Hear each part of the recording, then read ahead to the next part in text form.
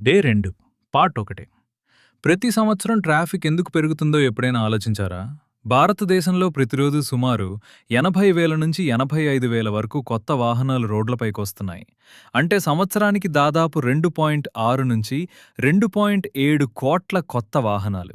వీటిలో ఎక్కువ భాగం టూ వీలర్లు, ఆ తర్వాత కార్లు, ఎస్యూవీలు మరియు కమర్షియల్ వాహనాలు ఉంటాయి. కానీ వాహనాల సంఖ్య వేగంగా పెరుగుతున్నంతగా మన రోడ్ల సామర్థ్యం పెరగడం లేదు. అందుకే రోజురోజుకీ ట్రాఫిక్ మరింత తీవ్రమవుతోంది. మరో ముఖ్యమైన సమస్య మన రోడ్ల నిర్మాణం. చాలా చోట్ల 4 లేన్ల రోడ్డు ఒక్కసారిగా 2 లేన్లుగా మారుతుంది. దీంతో ట్రాఫిక్ అంతా ఒకే చోట ఇరుక్కుపోయి భారీ రద్దీ ఏర్పడుతుంది. దీనికి తోడు రోడ్డు పనులు, అక్రమ పార్కింగ్, అనుభవం తక్కువ ఉన్న డ్రైవర్లు పరిస్థితిని మరింత క్లిష్టం చేస్తున్నారు. ట్రాఫిక్ అనేది కేవలం ఆలస్యం మాత్రమే కాదు. ఇది ఇంధన వృధా, వాయు కాలుష్యం, అత్యవసర సేవల ఆలస్యం, అలాగే మన జీవన నాణ్యతపై కూడా ప్రభావం చూపుతుంది.